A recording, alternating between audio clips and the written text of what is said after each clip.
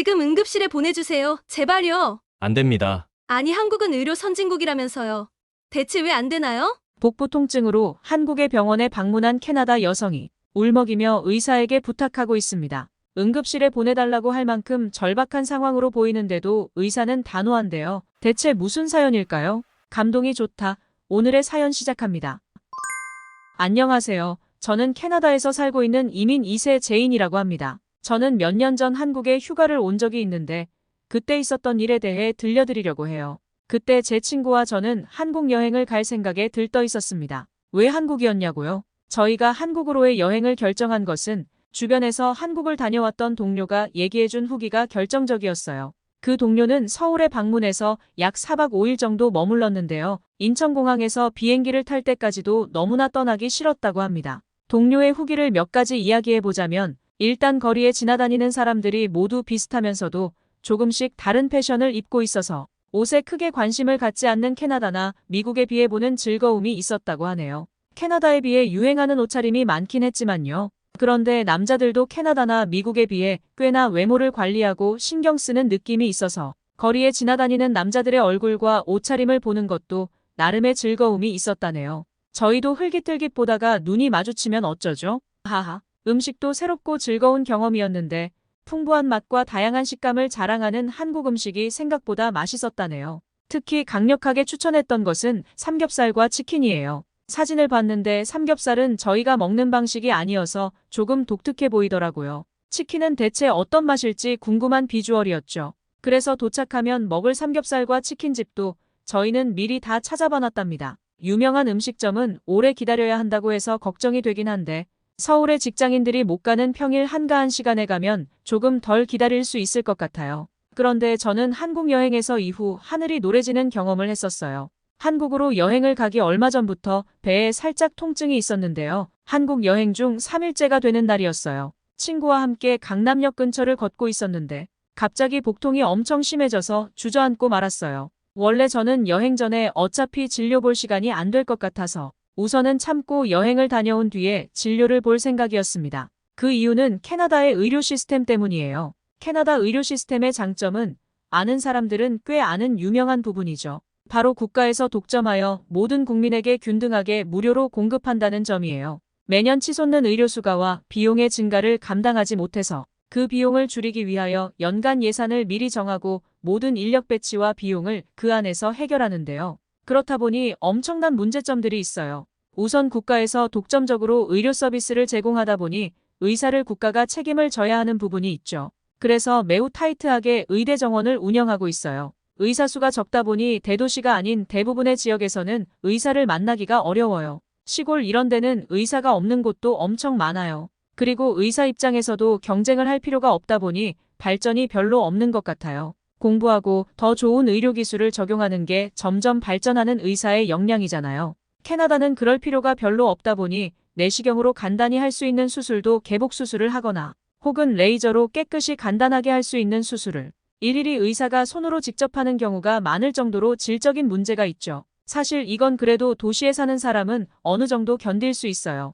어쨌든 비용이 거의 없다시피 하니까요. 그런데 진짜 큰 문제는 다른 데 있어요. 바로 오진이 많다는 문제와 병을 키우게 된다는 것이에요. 이것도 경쟁을 통한 발전이 없어서 당연하게 발생하는 문제죠. 의료 장비 교체, 장비 관리와도 연결이 되는데요. 사실 여러분도 병원에 가보셨으면 아시겠지만 조금 비싸더라도 기왕이면 좋은 장비로 진단을 하는 것이 좋잖아요. 더 정확하니까요. 비용이 더 부담되긴 할 수도 있지만 그게 내 생명과 관계된 큰 병이라면 말할 필요도 없죠. MRI만 해도 예전 기계와 최신 기계는 선명도가 다르고 더 선명하게 촬영할 수 있다면 의사가 문제가 있는 부분을 잘 볼 수 있겠죠. 의사가 잘 볼 수 있는 만큼 더 정확하게 진단하고 치료를 하는 게 가능하고요. 그런데 민간에서 의료 서비스가 경쟁이 일어나고 있다면 더 좋은 의료 서비스를 제공하기 위해 장비도 더 첨단 장비를 들여올 텐데요. 저희 캐나다는 국가에서 의료 서비스를 독점하고 또 예산 내에서 비용을 사용해야 하다 보니 진단을 위한 여러 장비들의 교체가 늦어지고 있어요. 게다가 정부 예산으로 하면 민간보다 장비 관리도 제대로 되지 않겠죠. 정해진 예산이 있다 보니 장비 자체도 부족해서 어떤 곳에서는 대기 시간이 몇 달씩 걸리면서 길어지기도 하고요. 그러다가 적절한 시기에 진단을 받지 못해 병을 키우게 되는 경우도 많아요. 또 장비도 예전 장비들이라서 스스로 꾸준한 노력도 하지 않는 의사에다 장비도 예전 장비가 만나면 어떨까요? 불안한 면이 있는 건 사실입니다. 실제로 어떤 중학생 아이는 머리 통증을 호소하고 몇 번이나 패밀리 닥터를 찾았는데요. 갈 때마다 두통이라며 타이레놀을 처방해 주었는데 갈수록 병이 악화된 거예요. 그래서 주변에 예약 없이 갈 수 있는 병원에서 진찰을 받았는데 그 병원 의사는 그 아이를 진찰하고는 바로 응급실로 가게 했다고 합니다. 중학생 아이는 뇌종양이었다고 하더군요. 왜 바로 전문의한테 가지 않았냐고요? 캐나다는 가급적 모든 진단을 가정의가 하도록 하고 있어요. 자신이 원할 때 전문의를 만나는 게 어려운 거죠. 대신 캐나다는 이런 상황을 인지하고 응급실에 더 중점을 두기 때문에 응급실에 갈 경우 보다 빠르게 진료와 진단이 가능하긴 합니다. 이렇게 문제가 많긴 하지만 그래도 저는 캐나다의 시스템이 최고라고 생각합니다. 어쨌든 돈이 없어도 진료를 볼 수는 있긴 하니까요. 설명이 길어졌는데요. 이렇다 보니 어차피 배가 아파도 당장 진료를 보기가 어려워서 심한 통증도 아니다 보니 저는 그냥 일단 한국으로 여행을 왔답니다. 그런데 일이 터진 거죠. 저는 친구와 인근 병원을 검색했습니다. 그런데 세상에 병원이 너무 많더군요. 어디로 가야 할지 결정하기가 어려웠어요. 하지만 당장 아프다 보니 우선은 그냥 후기 개수가 많은 곳으로 결정하고 그 병원을 갔답니다. 그곳에서 저희는 너무나 충격적인 경험을 하였는데요. 세상 병원은 다 캐나다 같을 줄 알았던 저희에게 한국의 병원 인테리어는 믿기지 않는 수준이었습니다. 처음 병원을 들어섰을 때 웬만한 호텔 수준으로 깔끔하고 환한 분위기여서 저는 배가 아픈데 아예 잘못 들어왔나 보다 하고 좌절해서 주저앉을 뻔했어요. 창피하게도 병원을 온 게 맞는지 여러 번 두리번거렸지 뭐예요. 후줄근한 저희 캐나다의 병원과는 비교가 안 되더군요. 게다가 각종 편의시설 역시도 믿기지 않는 수준이었어요. 기다리는 동안 다양한 차를 무료로 마실 수 있게 되어 있었고 제가 지금 몇 번째로 기다리고 있는지를 커다란 TV를 통해 확인할 수 있었어요. 환자를 부를 때도 간호사가 직접 부르는 것이 아니라 기계 음성으로 부르더군요. 간호사의 피로도를 낮춰줄 수 있는 좋은 시스템이란 생각이 들었습니다. 덜 피곤하면 아무래도 더 정확하고 더 친절하게 업무를 볼 수 있을 테니까요. 그뿐이 아니었습니다. 많지는 않았지만 앉아있는 동안 안마를 받을 수 있는 안마의자도 있었어요. 세상에 도대체 한국 사람들은 이런 의료 서비스를 받으며 평생을 살고 있단 말이야? 저랑 친구는 갑자기 한국인들이 부러워졌습니다. 게다가 더 경악을 금치 못했던 건 병원에 가자마자 바로 당일 진료를 볼 수 있다는 것이었어요. 그것도 전문의에게요. 믿을 수 없는 일이었습니다. 만약 캐나다였다면 반드시 가정의를 거치고 힘들게 전문의를 만나는 데까지 최소 몇 주에서 몇 개월이 걸렸을 거예요. 진료를 보면서도 충격은 또 이어졌습니다. 저는 배가 꽤 오래 아팠고 또 점점 아파지니까 불안해서 응급실에 가게 해달라고 다짜고짜 졸랐어요. 캐나다에서는 이럴 때 응급실에 안 가면 병을 더 키울 수도 있으니까요. 그런데 의사 선생님은 이 정도로는 안 된다면서 전혀 그 정도 수준이 아니라더군요. 저는 너무 의아해서 그럼 여기 병원에서 해결할 수 있는 건가요? 하고 물어보니 그 한국인 의사는 빙그레 미소 지으며 일단 큰 문제는 아닐 것 같긴 한데 확실히 봐야 하니 엑스레이를 찍어봅시다. 하고선 나가서 대기하라고 하더군요.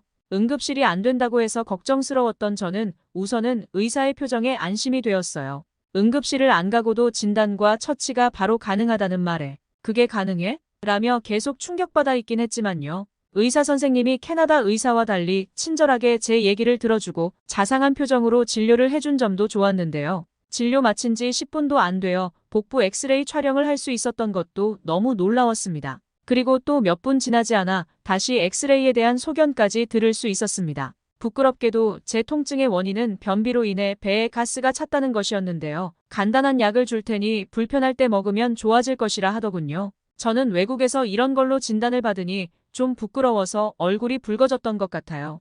감사하다고 말하고 나오는데 안심이 되자 그제서야 걱정이 되더군요. 전문의까지 만나고 엑스레이도 찍다니 비용이 얼마나 나올까 하고요. 한국은 캐나다처럼 공공의료가 아니니까 비쌀 텐데 머릿속으로 갑자기 많은 생각이 스쳐 지나갔습니다. 케이블카를 타고 싶었는데 비용이 얼마였더라? 남은 일정은 과자 위주로 먹으면서 버텨야 하나? 하는 여행 비용에 대한 걱정이었죠. 그런데 잠시 후 저랑 친구는 눈이 튀어나올 뻔했습니다. 간호사에게 2번은 더 물어봤던 것 같아요. 이 비용이 맞냐고요. 생각보다 너무 저렴해서 깜짝 놀라면서 머릿속으로는 삼겹살과 치킨이 스쳐 지나갔답니다. 제 친구는 갑자기 나도 어디 아팠던 곳 있던 것 같은데 기억이 안 나네. 일단 진료 받아볼까? 라며 농담을 할 정도였어요. 이렇게 짧은 시간에 이런 수준의 의료 서비스를 만날 수 있다니 아픈 걸 진단받고 약만 받아가도 여행 온 이유가 충분히 될 것 같았어요. 그리고 결국 제 친구도 며칠 뒤에 한국 산부인과에 가서 진료를 한번 보기는 했답니다. 너무나 만족한 얼굴로 나오더군요. 병원 수준도 너무나 좋고 병원의 접근성도 정말 좋아서 사실 여행 내내 매일 병원을 간다 해도 크게 아쉽지 않을 것 같았어요. 물론 관광을 못하는 아쉬움은 있을 수 있겠지만 캐나다에서는 참고 지내거나 이거 혹시 큰 병 아닌가 하고 불안한 점들도 많이 있는데 이런 것들을 한국에서 온 며칠 사이에 어느 정도 해결할 수 있으니까요. 저는 진료를 보고 나니 저희 회사의 인도인 동료 라훌이 떠오르더라고요. 라훌은 개발자로 일하기 위해 캐나다로 온 직원이에요. 아시다시피 인도는 아직은 후진국인 나라죠. 의료 서비스도 당연히 말할 것도 없고요. 사실 캐나다 사람들은 자국 의료에 대해 만족하기도 하지만 불만도 많은데요. 라훌은 캐나다의 의료에 대해 천국이라며 정말 노래를 부르는 친구입니다. 인도에선 기대하기 어려운 수준의 의료 서비스를 무료로 받을 수도 있다네요. 캐나다의 다른 점도 좋아하지만 특히 공공의료를 정말 좋아하는 라훌인데요. 캐나다에 돌아가 라훌에게 이 이야기를 해줬더니 라훌도 눈이 이만큼 튀어나오더군요. 캐나다 사람이 칭찬할 정도로 좋냐고 하면서 믿지 못하겠다는 반응이었어요. 아마 여러분은 곧 한국에서 라훌을 만나게 될지도 몰라요. 그렇게 저는 여행 중 생각지도 못하게 이런 좋은 의료 서비스를 받을 수 있는 한국이 부러워졌답니다. 여러분도 저희처럼 한국에 대해 불만이 있으실 수 있지만 그래도 저희가 보기에는 정말 대단한 수준의 병원과 의사인 것 같아요. 모두 건강하게 지내시길 빕니다. 다음엔 안 아플 때 와서 더 즐겁게 한국을 즐기고 갈게요. 구독자가 귀한 신생 채널이라 여러분의 구독 한 번이 정말 큰 힘이 됩니다. 구독에 힘이 나서 꾸준히 열심히 만들게요. 알림 받고 기분 좋은 이야기를 만나보세요. 끝까지 시청해주셔서 감사합니다.